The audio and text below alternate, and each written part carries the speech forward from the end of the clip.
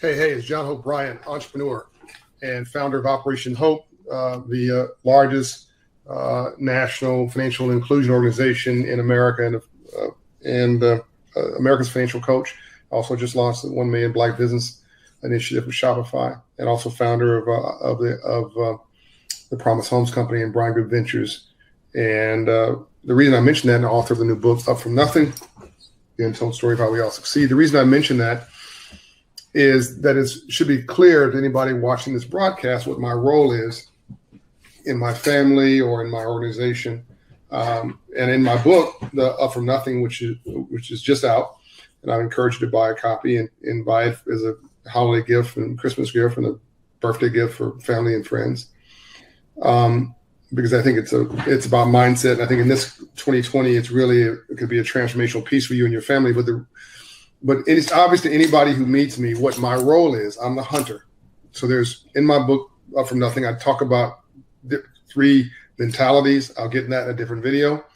3 roles. I'm going to talk about a successful organization or family. I'm going to talk about that now. And the 5 pillars of success. I'll talk about that in a separate video.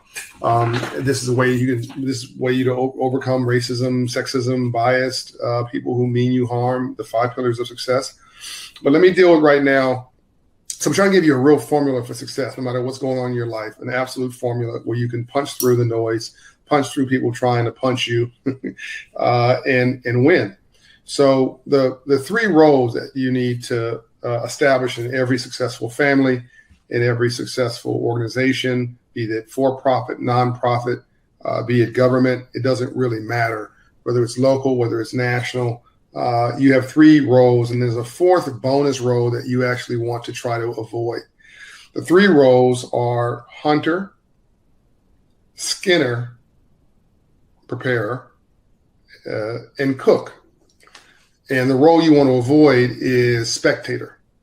I want to acknowledge my friend John Bartling, vice chairman of Deutsche Bank, who inspired this particular inclusion in the book, and my boy Roland Martin, for whom we've had a lot of conversations about this topic, particularly the spectator topic. So I'm talking to everybody, but the spectator comment, I'm particularly going to drill in with Black America. So a hunter, and by the way, this is not sexist. This is not chauvinistic. Because you can have a woman hunter. In fact, in many Black households, the woman is the hunter, the person who brings home the bacon, the person who makes the income, the person who has the net worth, the person who is on salary, the person who has a professional career, the person who is the provider. Oftentimes, in the Black family, was with my family growing up, the woman was the hunter. So it doesn't matter who the hunter is, but every family has a hunter. That person, oddly enough, tends to be, it's not always the case, but they tend to be the head of household, either literally as in agreed or functionally, which means that they may let other folks make decisions or whatever, but in reality, they're writing the check, and without their credit, things don't happen. And, without their income producing ability, without their leadership ability, things don't happen.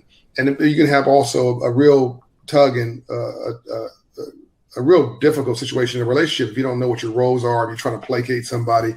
It's just really smarter just to figure out what everybody's role is and then assign it so you're all going in the right direction. So I'm clearly the hunter. I go out and bring home, and bring in the company, the clients, the rewards, the resources. So but without question, my wife Shatra is the cook, and I don't mean literally the cook, right? I mean that she delivers on the promises that I'm making. So I may buy the house, but she turns it into a home, right? I've created the structure, but she brings spirit and spirituality and warmth into that whole environment, gives it purpose, gives it meaning. So I set it up, to quote my friend Rod McGrew, but she paid it off. And in the middle, in my example of the family, when I go to business, you have our nephew Mason, my play son. And Mason is, in this example, the skinner. He's the analyst. He's a person who looks at the documents, reads the mail when it comes in, make sure there's no bomb addressed to me. If someone gets blown up, he does. Just kidding, Mason. He's the one who does a lot of the paperwork, who makes sure that the vendors are being taken care of and that the trains are running on time, so to speak. That the process is moving. The process has integrity. It's set up so that that Shatra in this example can keep the promises as so she can execute on the vision. If you're running a business, no, by the way, are there times where the cook is the hunter? Yes, it's possible. If the person who is this example, is the person who is the cook in this example, person for whom you is making the house into a home, is redecorating the whole thing and remodeling the whole thing, and they've been given a budget and a mandate. In that example, they are the hunter. They're now going out and they are chopping down trees, not literally. They are getting things done. They are hiring vendors. They're making the contracts. They're making decisions. But by the way, does that person also is that person in that example subject to the head of household? Yes, they are. So so here's a question. Somebody would say, well, is the head of household? It's all about you. Well, it is actually about them. It's about everybody supporting them, because supporting them supports you. If they go broke, you go broke. If they fail, you fail. If they don't succeed, you don't succeed. So it's not an ego thing. You got to put the ego aside. This is about supporting in a business environment, whether it's running a church. A lot of Black folks, we get into all kind of ego trips about who's in charge and all this kind of stuff. And none of that stuff matters, right? You got to put that aside, figure out what the mission is, and all be about that mission. And I'm thankful to my family. I'm thankful to my physical family and my organizational family that everybody's sort of very proud about, and there's a lot of pride and fulfillment in the role that they have to make it all come together. In my organizations, I'm also the hunter. I've got a lot of people who play the Skinner role, the analyst, the preparer. And then there's the people who, like Lance Triggs at Operation Hope, who's the cook. He's delivering. In some cases, Mary Airsom at Operation Hope is the cook because she's delivering for partners. Lance is delivering on programs and for clients. So Rachel Doff, my chief of staff, she's the analyst. She's the Skinner at Operation Hope. At the Promise Homes Company, you've got people who play that role. I'm the hunter there, also bringing the deals. I've got the analysts there, people like Michael Chire, finance person, whatever. And then I've got people who are delivering on the promise, like Jackie Williams, who is dealing with resident engagement. But again, these roles are multifaceted, but you also have to, again, acknowledge who's the head of household, who's the CEO or who, whatever, so you can support them, right? And a camel's a horse designed by committee. You want the horse to be able to go. And so sometimes it's not appropriate for you to have a committee on everything. Sometimes you just need to trust the person who is out point and support them, because if they succeed, you succeed. Doesn't matter if it's male or female. So which are you in your household, in your business, in your organization? And by the way, it may change. You may be the hunter at work, and you may be the Skinner or the cook at home. You may be the hunter at home, and you may be the Skinner or the cook at work, right? But you got to figure out what your role is so you can play it really well, and support the person who is gonna allow you to facilitate your role. There was something else I wanted to cover on this. Oh, the Spectator.